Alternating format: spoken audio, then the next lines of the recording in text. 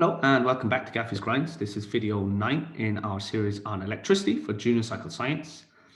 The usual reminders, if you've got your phone on it or any open tabs, close them now, just so they don't distract you. And most importantly, if I give you stuff to do, make sure you do it, otherwise you're wasting your time. The last thing is to make sure you watch the videos in order. This is video 9. If you haven't watched video 8 and video 7, then it's going to be very hard to follow this video. There's going to be parts in it that you really don't understand. So it's a good idea to watch them in the correct order. In today's video, we're going to be learning about different types of circuits. This circuit that is shown here, this is very like all of the circuits that we've looked at up to now.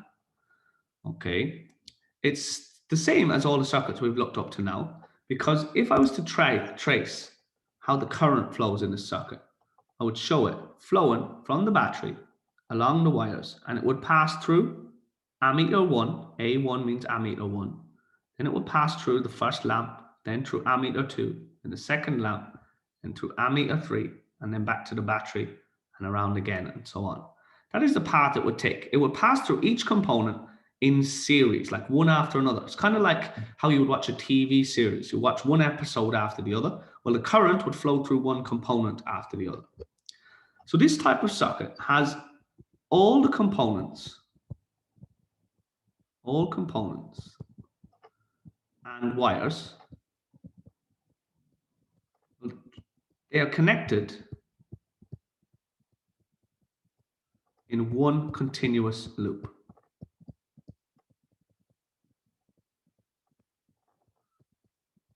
Connected in one continuous loop. We call this type of circuit a series circuit. Kind of like a TV series. Okay, so the current flows through one device after the other. Series circuit. All components and wires are connected in one continuous loop. I'm going to ask you to pause the video, draw the circuit, and take down the description of what a series circuit is. Do that now, please. Now, if we were to measure the current at any of the ammeters here, the current would be the exact same, because it doesn't matter where you are in the circuit, all of the coulombs of energy have to flow through those areas. So the coulombs, there's the same amount of coulombs flowing through A1 as there are A2 and as there are A3. So the same amount of coulombs pass each of these points every second. They have to go around in one full loop. There's nowhere else for them to go. The current at any point in the circuit is the same for a series circuit. Doesn't matter where you measure it, current will always be the same. So if I put different bulbs in different areas in the circuit, in a series circuit, the bulbs will be the same brightness if they're the same type of bulb, because they'll have the same current going through them. However, the potential difference is shared between the devices in the circuit that use it. So lamp A, for example, we've got two lamps, lamp A and lamp B. We'll call this one lamp A and we'll call this one lamp B.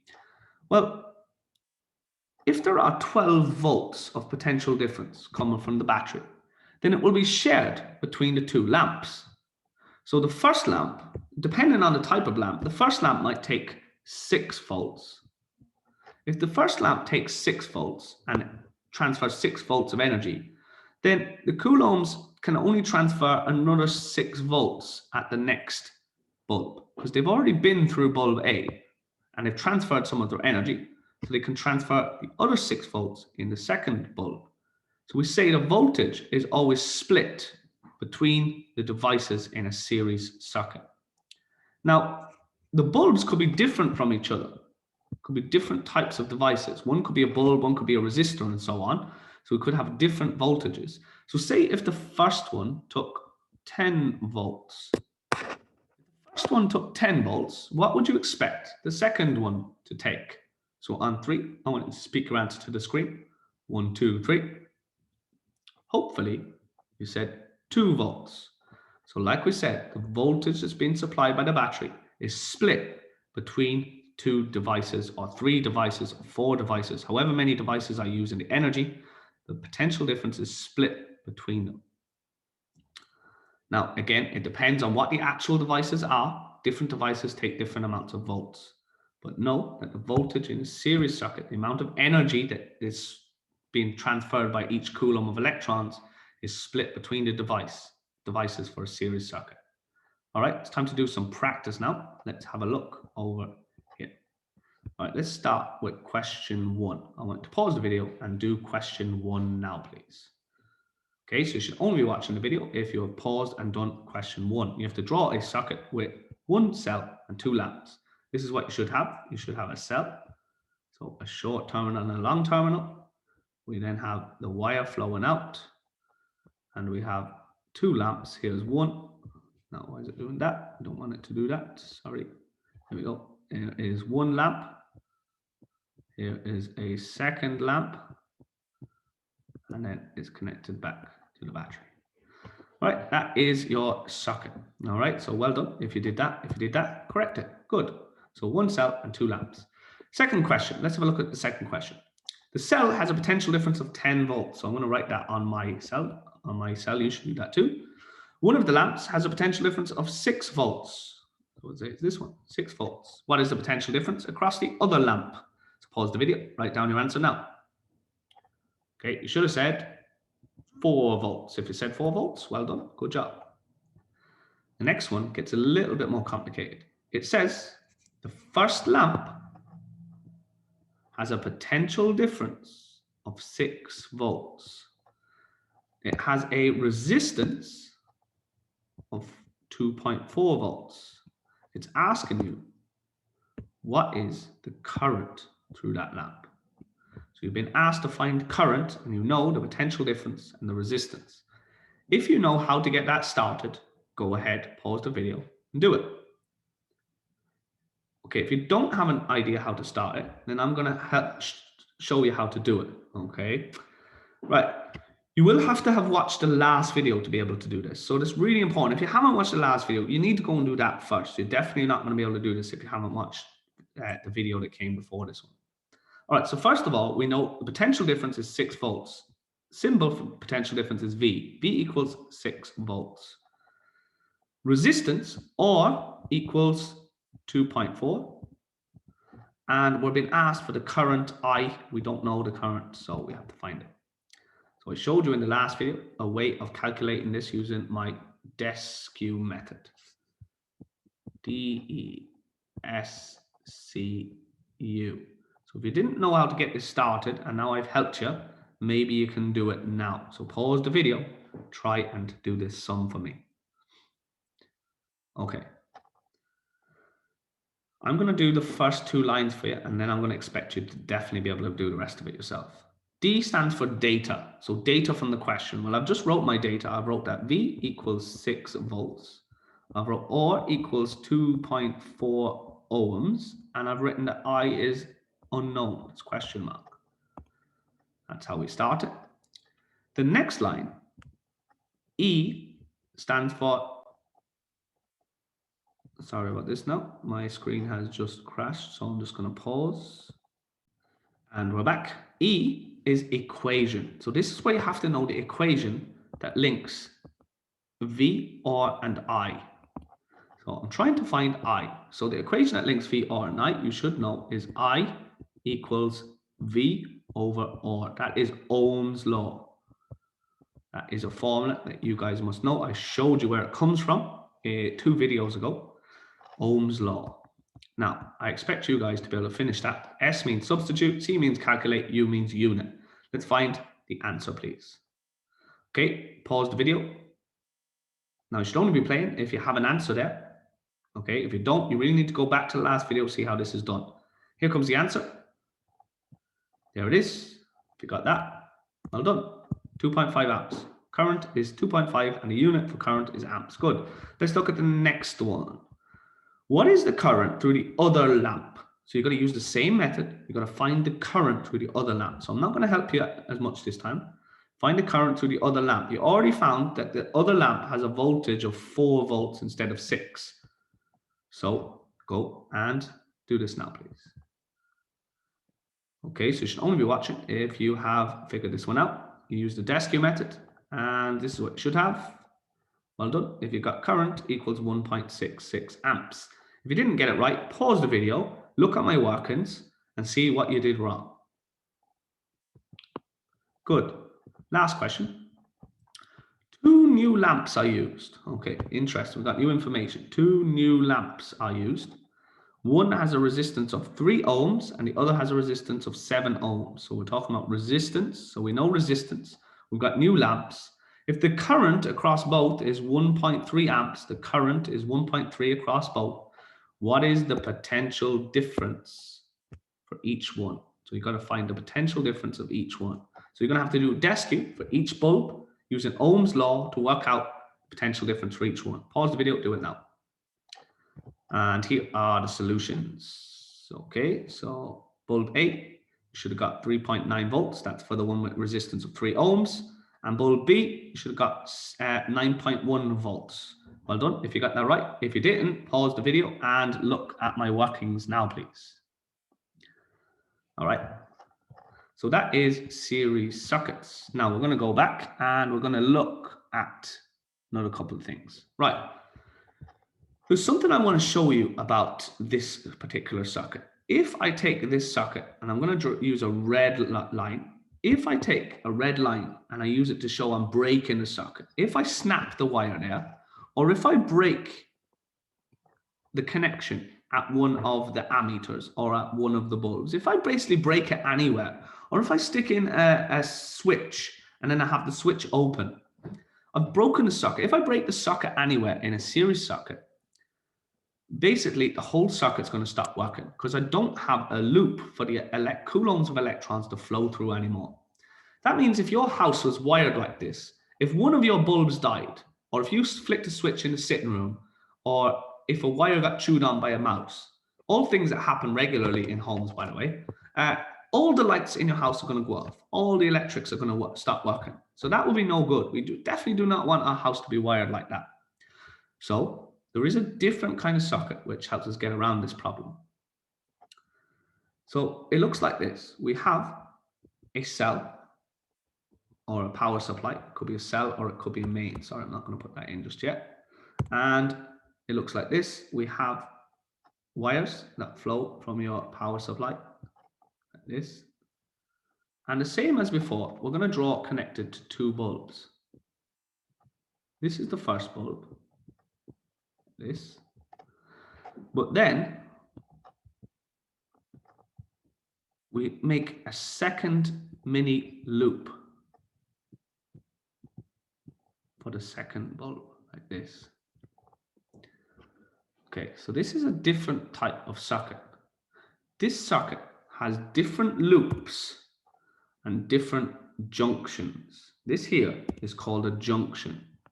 This here, where 2 wires are basically where the circuit changes direction.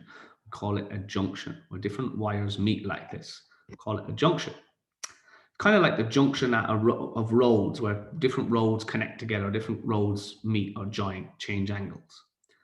So we've got different loops and different junctions. Now, if you like to think of it, we've created 2 mini circuits. So I'm just going to rub out these. I'm going to rub out that highlight. I'm going to show you the 2 mini circuits. The coulombs of electrons leave the battery and they flow and they could travel through the first loop, through that bulb and back to the battery, like that. But the coulombs of electrons also flow. When they get to here, they could keep flowing and go through the second loop, this second mini loop, and go back to the battery. Okay, so we've got different mini loops. So this is a type of a circuit where the components and wires have different loops and junctions. The circuit where the components and wires have different loops and junctions. I'm just going to fix that word up. It doesn't look right. Loops. Different loops and junctions. We call this type of circuit a parallel circuit. Parallel circuit. We say the device or the components are connected in parallel. They each have their own little mini loop. They are connected in parallel. So I want you to pause the video and I want you to take down the diagram of the parallel circuit and the explanation of what a parallel circuit is. While you're doing that, I'm actually just going to clear away this highlighter. Now, okay. The beauty of this circuit is, so you should only be watching if you've finished taking that down. The beauty of this is that if there's a break in the circuit, for example, if I was to snap this wire, now the coulombs of electrons cannot flow this way, not able to, because the wire is broken. They cannot flow there, but they can still go and light up the second bulb and go back around and back to the battery. So the bottom loop still continues to work. So this bulb will give out light, but the middle one will not anymore. Okay, so that's the beauty of this. And obviously I've only shown 2 bulbs here, but you could have a million little mini circuits connected if you want. You could have them all in their own little mini loop. And again, you can pull 1 or 2, you can break 1 or 2, and the rest will still stop working, will still continue to work, sorry. That's really important. Just going to turn that back off. What's also important to know is if we were to trace the path of the electrons, when the electrons leave the battery, they travel in this wire and they travel down, then they go down here. And when they get to this junction, some of them go through the first bulb. So these coulombs, which remember is just a big number of electrons, some of the coulombs go that way. But some of them continue to go and they go the other loop instead. So essentially the amount of electrons splits across the different mini loops. So if the current that's leaving the battery was 6 amps, well, when it gets to the first junction, half of them, 3 amps of the current are going to go that way, and the other 3 amps of the current are going to go that way. So you get splitting of the current through the bulbs. Note, and when they get back to here, we've got 6 amps again because the electrons have joined back up. So in this case, notice that before we said it doesn't matter where in the circuit, in a series circuit you measure, it will always be the same current. So it's 5 amps no matter where you go. Okay, so it's the same current all across the circuit. In this one though, the current gets split across each device, gets split across each loop or each mini loop. Okay, so it might be that there are loads and loads of coulombs in the main loop, but when they must split up at each junction, with some going one way and some going the other way. However, the potential difference, say if the potential difference of the cell is 12 volts. Well, remember what the voltage is, the potential difference. It's about how much energy each coulomb transfers. So it really doesn't matter whether the coulombs go in the first cell or the second, in the first loop or the second loop. They're still going to be transferring the same amount of energy. So each coulomb, each amp is still going to transfer 12 volts.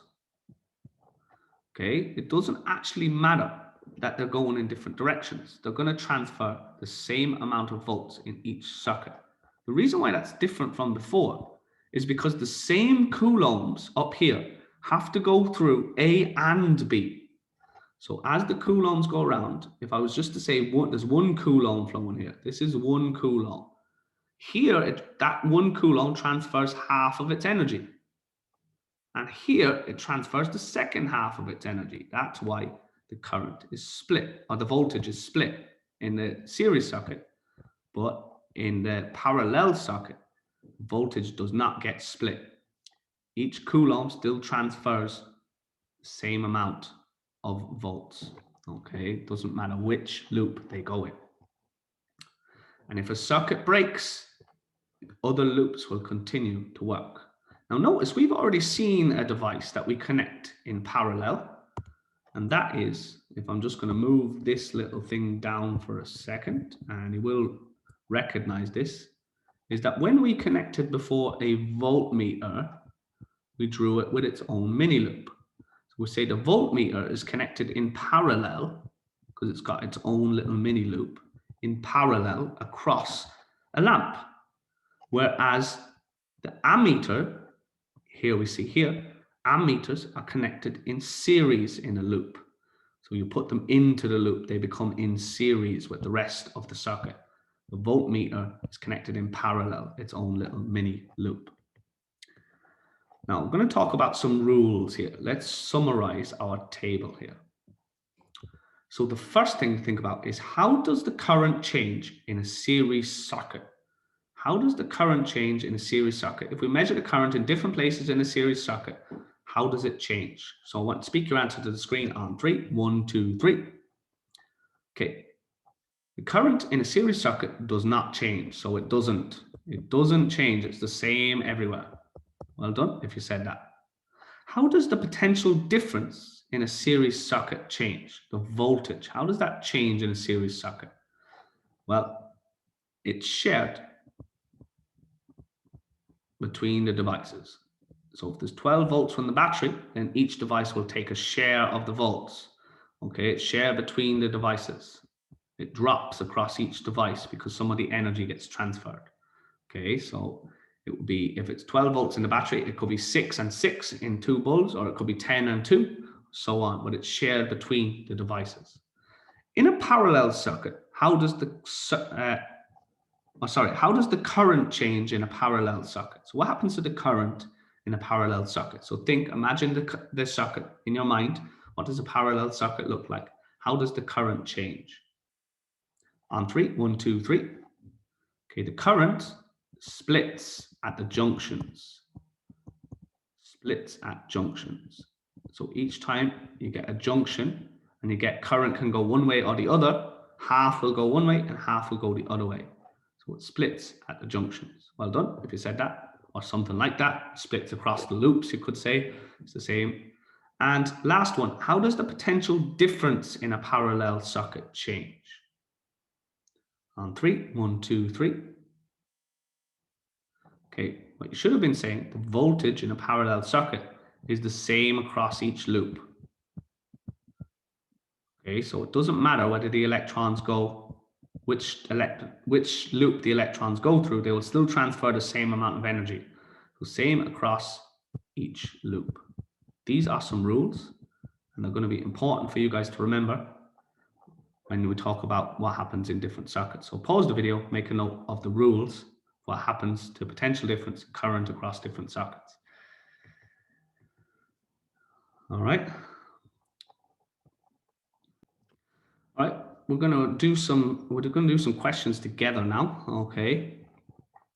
So we're taking a look at this. Circuit here on the left, and we're going to work through this together. So we're going to read at question 1. It says, in the circuit to the right, that should say to the left. Sorry, don't worry about that. I'm just going to fix that. In the circuit to the left, all the lamps are identical. The potential difference at 1 is 2 volts. So let's write that over here. Potential difference at number 1 is 2 volts. What is the potential difference at number 2? So without looking back at your rules, what type of circuit is this first of all? On 3, 1, 2, 3. You should be saying parallel. What is the rules about voltage in a parallel circuit? Without looking back, what is the rule about voltage in a parallel circuit? 1, 2, 3. The rule is that for a parallel circuit, the voltage is the same across each loop.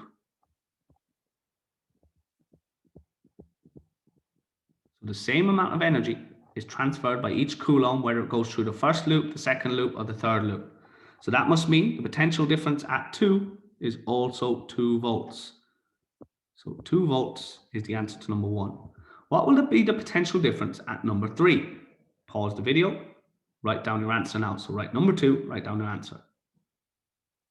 Okay, you should have said potential difference at 3 is also 2 volts. Here we go, 2 volts. What is the overall potential difference from the battery? Okay, well, if you remember before, the potential difference, all the energy, basically, the battery is transferring a certain amount of energy to each coulomb. The coulombs transfer the energy at the bulbs. So each coulomb has 2 volts of energy from the battery, and it can transfer 2 volts of energy at the bulb. Whichever bulb it goes through, each particular coulomb, they will transfer 2 volts. So each coulomb will only go through one bulb, okay? But some of the coulombs will go into loop 1, some of them will go into loop 2, and some of them will go into loop 3. So what is the overall potential difference from the battery? It's going to be 2 volts. Well done, we said that.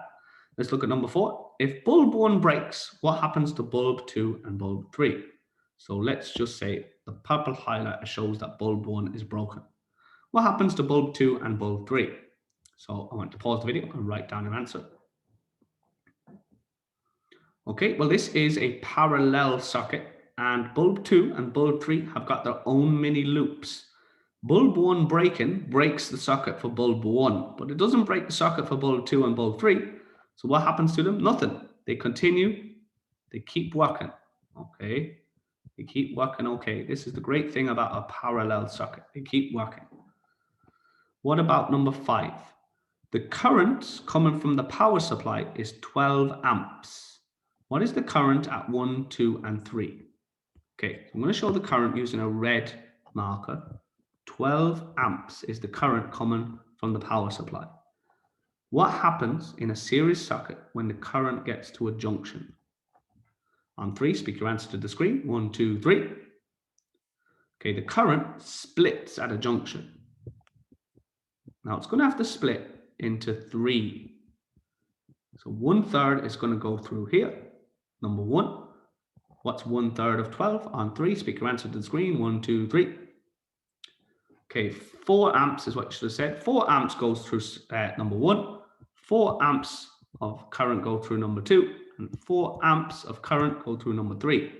Well done, if you got that right. So now we can answer number 5. The current coming from the power supply is 12 amps. What is the current at 1, 2, and 3? 4 amps. Well done. What is the resistance of each lamp? Okay, now we've got a problem to solve. We know, what do we know? We know that the current is 4 amps. We know that the power supply is 12. Oh no, sorry, it's not. The power supply is 2 volts. So 2 volts, and we've got 4 amps. So we have a problem to solve. We know if we do data line for you, I'll do the data line. We know that current I is 4 amps. I know that the potential difference is equal to 2 volts, and I want to know the resistance. So I want you to pause the video and find the resistance for me. So pause the video now. Okay, I'm hoping that you got 0.5. What you should get at the end for a sum is R equals 2 over 4. So R equals 0.5, and the units are going to be ohms. Okay, now if you didn't get this, you need to go back and watch how I did the ones earlier. Should be able to do that. Next one. New lamps are used. One has a resistance of 2 ohms. Okay, each one has a resistance of 2 ohms, sorry. The power supply is the same. What is the current at 1, 2, and 3? Okay, so we know we have new lamps with a resistance of 2 ohms. R equals 2 ohms. Power supply is the same. V is equal to 2 amps. And we want to know what is I, what is the current? All right, so here, this should be pretty straightforward. What you should end up getting, so pause the video and try and do that now actually. Pause the video, try and do that. Okay, what you should end up getting is that I equals 1 amp. Okay, because it should be 2 volts over 2 ohms, giving you 1 amp. Well done if you got that right. Good job. Right, last little bit, just to sum it up now. We've got a couple of quick questions for you up here. So by yourself, in this circuit here, what are the missing values? What are the missing values in the first circuit? So on the voltmeters, what are the missing values? Okay, well, hopefully you can see that the resistors are connected in parallel. This is a parallel circuit. The resistors have their own little mini loops. So if 20 volts is being supplied by the power supply, then it's 20 volts that will get to each of the resistors. The coulombs of electrons don't have to go through both of the resistors. They will just go through either loop A or they will go through either loop B. So each coulomb is either going to go to the first resistor or the second resistor, but when it gets there, it's going to transfer 20 volts.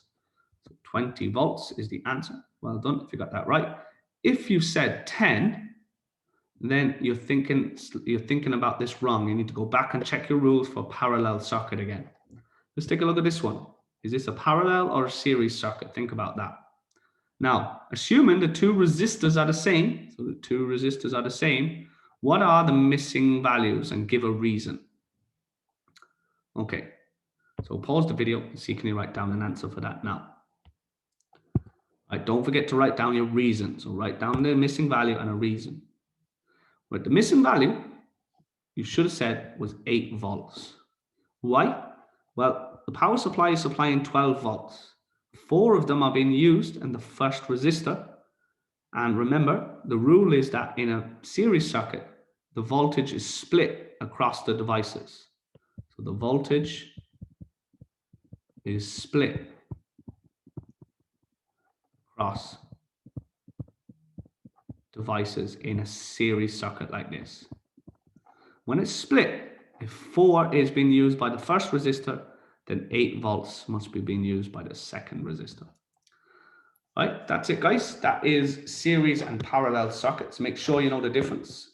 Make sure you're able to draw a series circuit and a parallel circuit. Series circuit, you have to draw all the components and wires in one continuous loop. And a parallel circuit, each component has its own set of wires, its own little mini loop. Okay, that's it, guys. Thank you for watching. We're finished with electricity now. So you've learned a lot of stuff here. And if you need to go back and check any of the little topics again, make sure you go back and check them videos before you move on, or if you need to revise anything in particular. You don't have to watch the whole lot again, but make sure you're solid on all the different bits from the different videos. So that's it, guys. Thanks for watching. We'll see you in the next one.